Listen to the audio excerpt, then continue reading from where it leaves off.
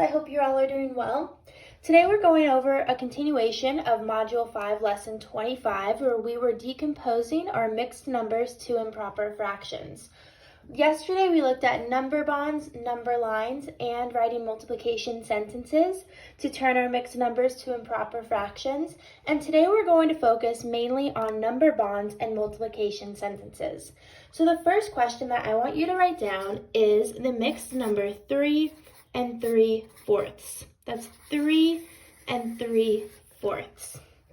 So if we were to break apart 3 and 3/4 into two separate parts, what would it be?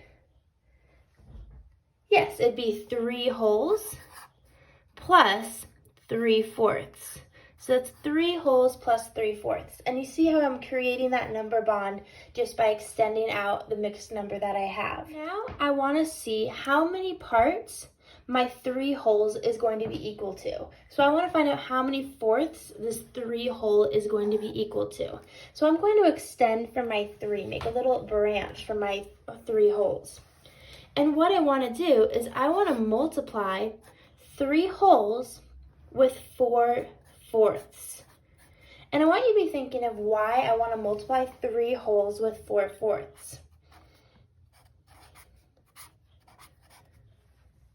Yes, so if you were thinking of why I want to multiply 3 wholes with 4/4, you'd find out that my denominator or my population of this entire fraction is 4. And so in order to find out how many fourths go into the whole number of 3, I need to multiply with our numerator and denominator of fourths, giving us 12/4. So now that I've seen that 3 wholes is equal to 12/4, I still have to add something with 12/4 to get the mixed number of 3 and 3/4. So what I'm going to do is I'm going to extend my branch from 12/4. And I'm going to write 12/4 and I'm going to add it with the fraction that I still have to use in order to equal 3 and 3/4. What is the fraction I still have to use or still have to add?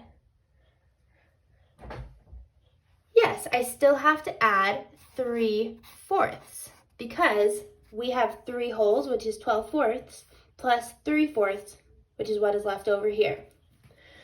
Our denominator does not change, our numerator does, giving us the sum of 15/4. So in this method, we were able to use both a number bond by extending out our fraction, but also we used a multiplication sentence. So we can rewrite our equal sign and what 3 and 3/4 is equal to using that multiplication sentence and the work that we've completed here. So I'm going to have you go back to the top and write an equal sign to your mixed number 3 and 3/4. So like we did before, we added our 3 wholes plus 3/4.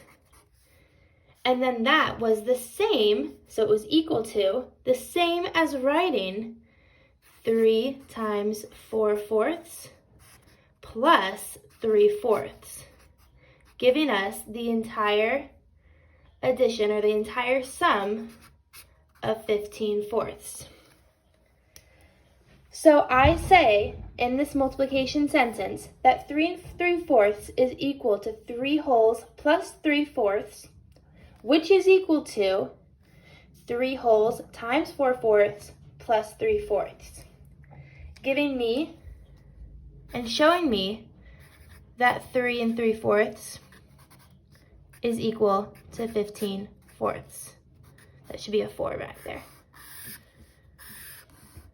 So on one side you have your mixed number and on one side you have your improper fraction. And as you are doing your work for today, I want you to try and write it like this, where I have my mixed number, I have my mixed number separated, and then I have my multiplication with addition sentence to get that improper fraction. Let's try another mixed number and writing it in a multiplication sentence using clues from our number bond. So I want us to write the mixed number 2 and 2/4. That's 2 and 2/4. So first, we want to see what parts of our mixed number should be separated. The 2 wholes plus our 2/4. Now that we have our separated part of our mixed number, we're able to see how many fourths go into our whole number of 2. So again, we want to extend from our 2 wholes, and we are going to write a multiplication sentence that lets us know how many fourths are equal to 2 wholes. What am I going to want to multiply with my 2 wholes? What fraction will I want to multiply? Yes, I want to multiply 4/4 because fourths is our denominator, which means it's our population of this entire fraction. When I finally multiply 2 times 4, I get 8, and our denominator stays the same, so I get 8/4. So now I'm able to see that 2 wholes is equal to 8/4. I still need to add a fraction with 8/4. What do I still have to add 8/4 with in order to equal 2 2/4? Yes, I still have to add it with 2/4 because I've only seen what the number 2 is equal to in a fraction. So we add our numerators together, we get 10, and our denominator stays the same. 10/4 is our improper fraction. Now let's go back to the top and use the clues from our number bond work to write this all in a multiplication sentence. So the first part that I did, I added 2 2/4 is equal to the same, or equal to 2 plus 2/4. 2 plus 2/4 is equal to 2 times 4/4 plus 2/4. And that gave us 10/4, showing me that 2 2/4 is equal to 10/4.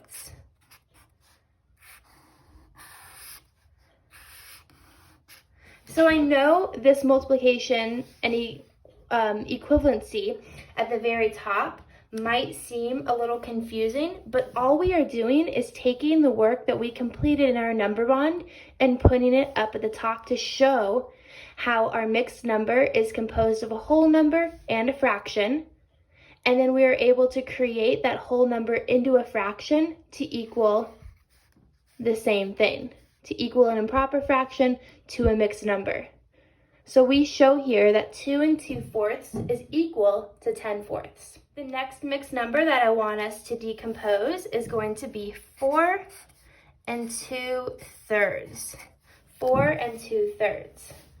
So let's first start by separating our mixed number into 2 parts, which is 4 wholes plus 2/3. Good. So now I want to break apart my whole number of 4, and what am I going to multiply 4 with in order to see what it is in a fraction? Yes, I'll be multiplying 4 by 3/3, because I know that my population for this fraction is divided into thirds, or 3 parts. And when we multiply 4 times 3/3, we receive 12/3.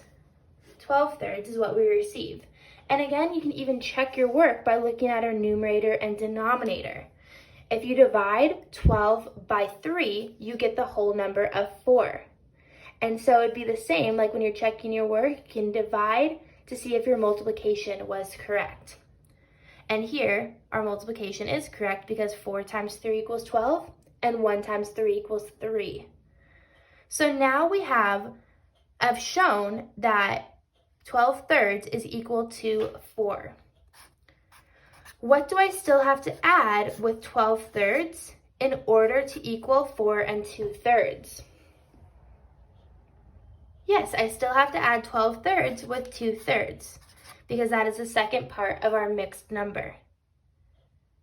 So 12 thirds plus 2 thirds is going to be equal to, you've got it, 14 thirds. So now if we go back up to the very top of our mixed number, we are ready to write that multiplication sentence.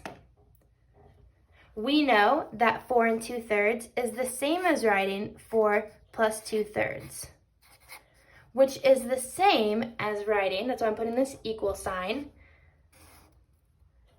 4 times 3 thirds plus 2 thirds.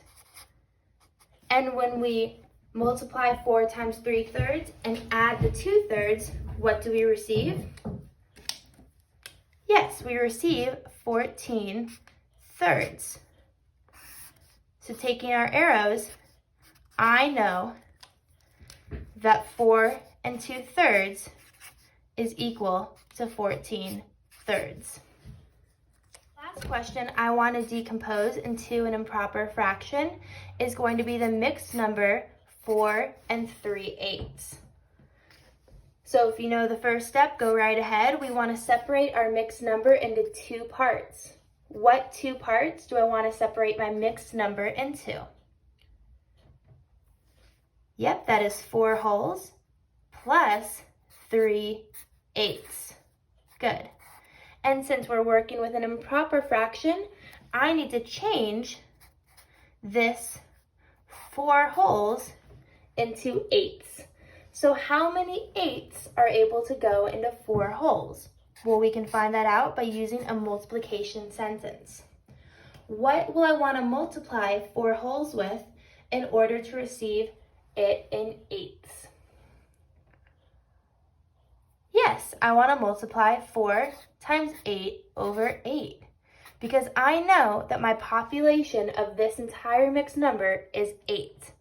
So I want to multiply 4 with the numerator and denominator of 8, giving us 32 eighths.